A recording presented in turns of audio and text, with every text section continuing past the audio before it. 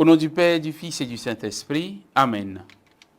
Demandons au Seigneur la grâce de son Esprit, le souffle de vie, qu'il nous donne la vie des enfants de Dieu, qui nous dispose à recevoir la parole du Seigneur. Évangile de Jésus-Christ selon saint Marc. En ce temps-là, Jésus traversait la Galilée avec ses disciples, et il ne voulait pas qu'on le sache, car il enseignait ses disciples en leur disant : le Fils de l'homme est livré aux mains des hommes, ils le tueront, et 3 jours après sa mort, il ressuscitera.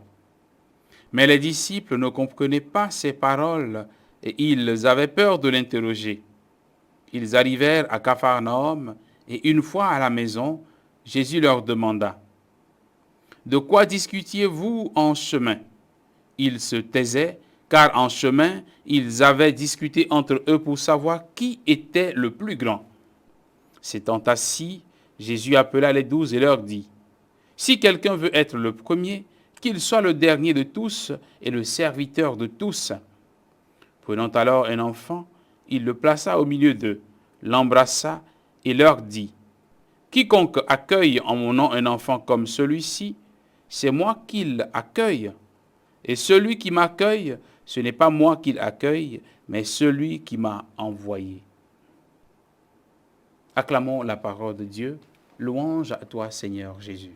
Bien-aimés de Dieu, la question que les disciples se posent entre eux reste pour nous aujourd'hui une question que chacun souvent se pose dans son cœur ou qu'on se pose d'une façon ou d'une autre par nos attitudes. Qui est le plus grand ? Qui est le plus puissant ? Qui a plus d'autorité que l'autre ? Nous devons simplement reconnaître que nous ne sommes pas à l'abri de cette tentation de domination, de puissance et de pouvoir. Cette logique qui n'est rien d'autre que la logique du monde, cette logique dans laquelle on recherche donc à s'affirmer, à dominer, à soumettre les autres, à les écraser parce qu'on est le plus puissant, est une logique qui est bien présente au sein de l'Église, qui est bien présente dans nos cœurs. On rencontre malheureusement des gens dans l'Église qui pensent, qui sont en train de faire carrière en pensant à des postes bien placés, en pensant à des fonctions toutes particulières, en pensant en tout cas en ayant des ambitions de grandeur. Tout cela va vraiment à l'encontre de la logique du Seigneur Jésus. Je suis là au milieu de vous comme celui qui sert. Que celui qui veut être le premier, qu'il soit le premier donc à servir les autres. Que celui qui veut être le chef, le plus grand, qu'il commence donc à servir.